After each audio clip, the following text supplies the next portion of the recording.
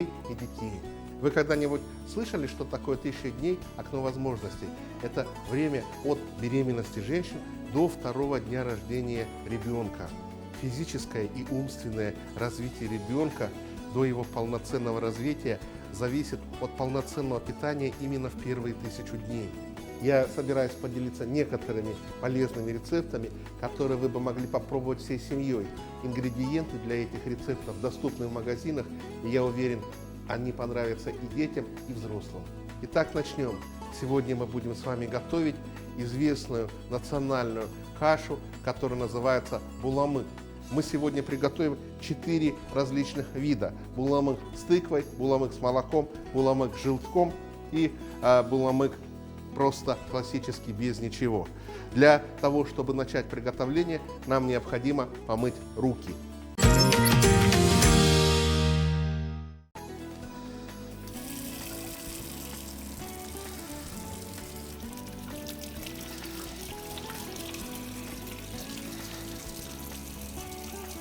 Родители или опекуны детей должны мыть руки с мылом и водой перед приготовлением и кормлением ребенка. Необходимо, чтобы родители или опекуны детей приучили детей мыть руки с мылом перед приемом какой-либо пищи.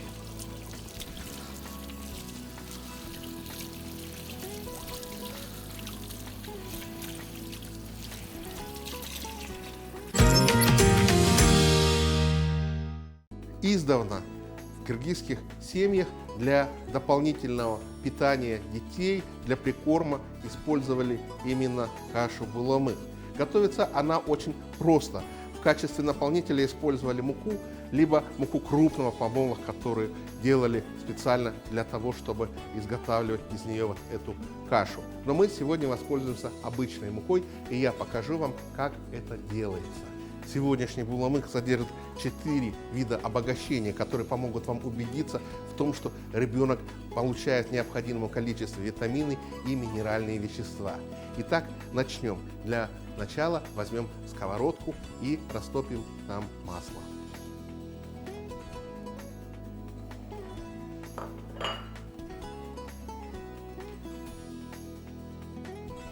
Когда у нас растопится масло, мы можем добавлять муку. Муку необходимо добавлять небольшим количеством, чтобы не образовались комки.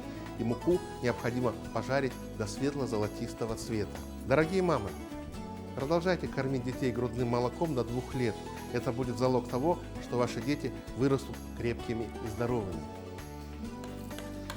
А теперь я добавлю муку.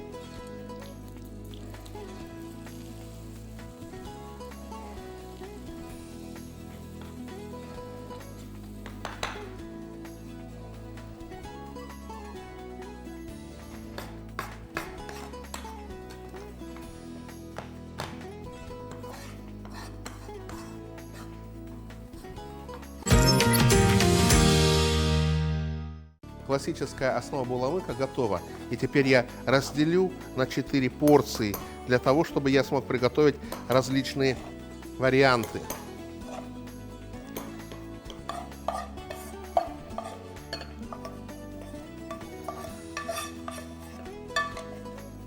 Одну часть каши я оставляю в классическом виде.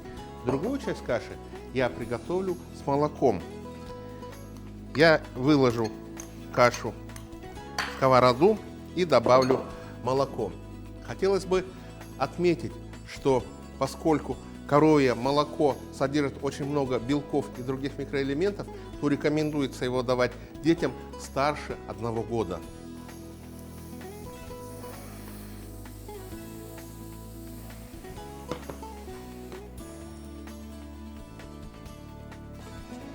Смешивая с молоком, кашу необходимо тщательно размешать, чтобы не образовались комочки. Итак, готовую кашу я могу выложить в чашку.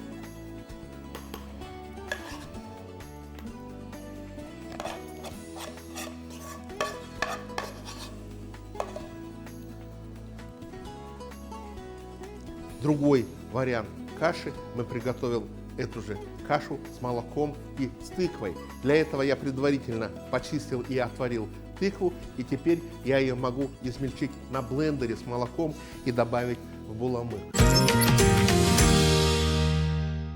Если у кого нет блендера, то готовую тыкву мы можем измельчить с помощью вилки. Я покажу, как это делается. Вот таким образом я измельчаю отваренную тыкву. Измельчается она очень легко. Тыква содержит очень много клетчатки, полезной для маленьких детей. Поэтому тыква очень хороший продукт. И, как я говорил ранее, в красных овощах и фруктах содержится очень много каротина, витамина А, который полезен детям, укрепляет здоровье и улучшает зрение. Итак, добавляем сюда тыкву. И сюда же я добавляю буламык. И сюда я добавляю молоко. Все тщательно перемешиваю и ставлю на нагрев, довожу до кипения. Необходимо тщательно помешивать, чтобы в каше не образовались комочки. Когда каша закипит, мы можем снять ее с огня и переложить в чашку.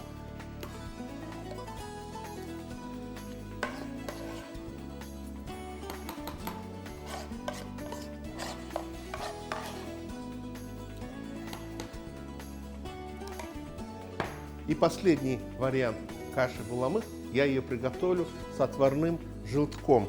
Для этого я приготовил непосредственно саму кашу и отварил яйцо. Конечно же, помните, что яйца очень опасны, поскольку они могут содержать сальмонеллез, поэтому не давайте детям возможности прикасаться к яйцам или не готовьте им сырые продукты из яиц. Все время яйцо должно подвергаться тщательной тепловой обработке.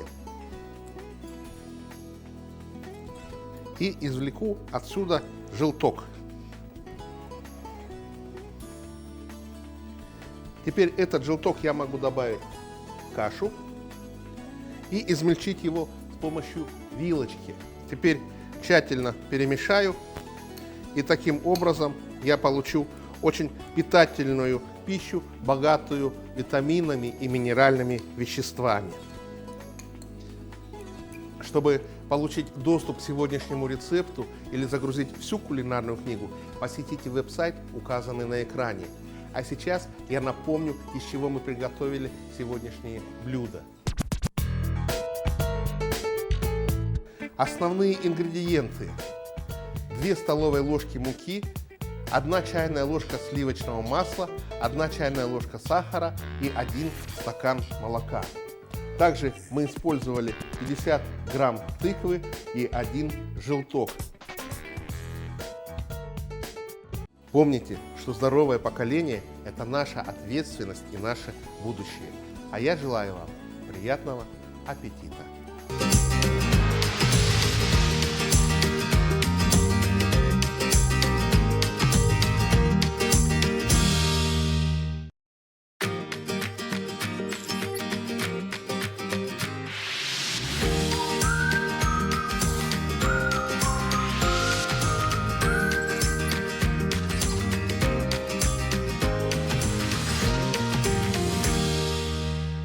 Здравствуйте, я шеф-повар Даниил Деркембаев.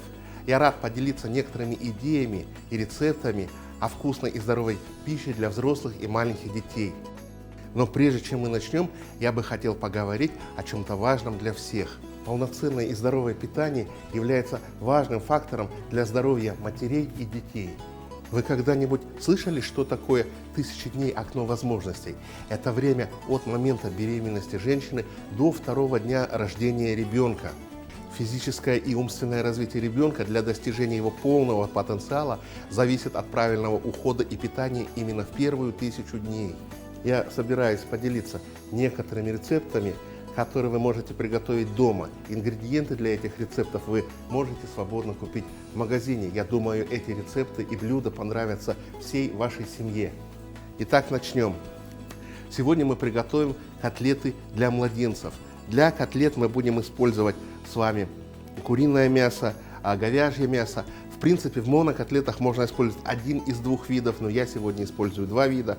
Мы можем использовать сегодня рисовую или кукурузную муку, немного воды и немного растительного масла. Но прежде чем мы начнем, мы помоем руки.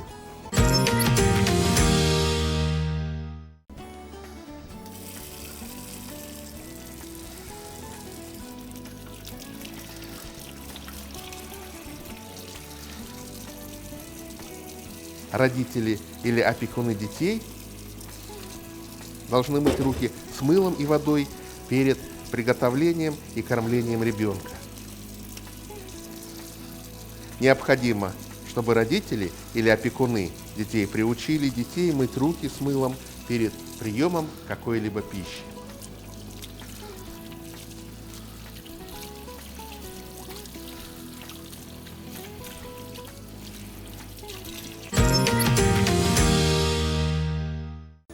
Приготовление наших котлет мы начнем с того, что смешаем сначала говяжий фарш и смешаем куриный фарш. Для этого я говяжий фарш немножко разомну на тарелочке, добавлю сверху куриный фарш.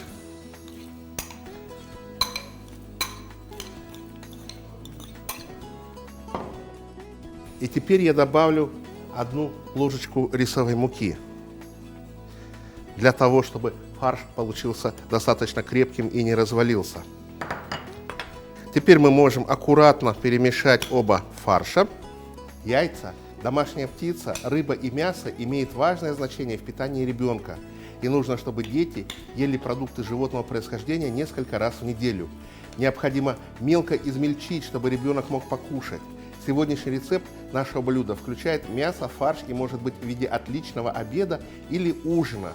Этот рецепт для детей с 12 месяцев. Теперь, когда я приготовил фарш, я могу начать лепить котлеты. Для этого я приготовил воду, в которой я могу мочить руки, и это облегчит приготовление котлет.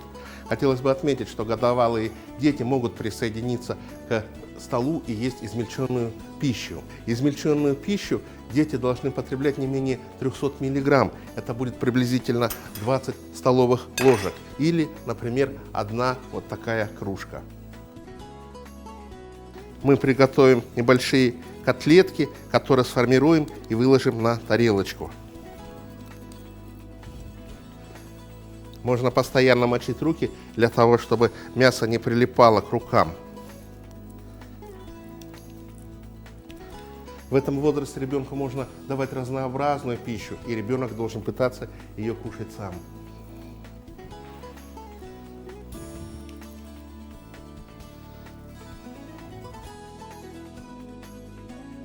А теперь, когда котлетки готовы, мы можем их приготовить на пару. Для этого мы можем использовать либо мантоварку, либо мы можем взять сковороду, налить сюда немного растительного масла. Теперь можно добавить немного воды и положить котлеты.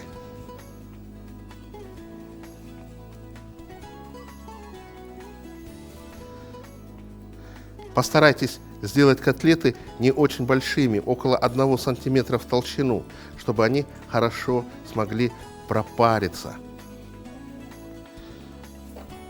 Ну что ж, накрываем крышкой и готовим котлеты на медленном нагреве около 10-15 минут. Наши котлетки готовы, и можем мы теперь их сервировать на тарелочку. Дорогие мамы, продолжайте кормить ребенка грудью до 2 лет. Это гарантирует то, что ваш ребенок будет здоровым, умным и будет хорошо расти. В качестве гарнира мы можем использовать гречку, которую я отварил заранее. Не забывайте кормить ребенка. Он должен получать минимум 3-разовое питание в день и 2 перекуса из разных продуктов.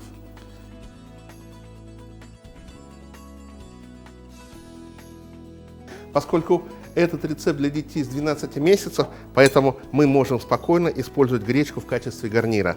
Теперь я положу 2 небольшие котлетки.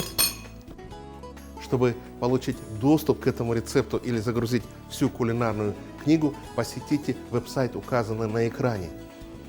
А теперь я напомню вам, из чего мы приготовили сегодняшнее блюдо. Основные ингредиенты на 10-12 котлет, 4 порции. Говядина или телятина 200 грамм, мясо птицы 200 грамм, гречневая, рисовая или кукурузная мука 2 столовых ложки. Помните, что здоровое поколение – наша ответственность и наше будущее.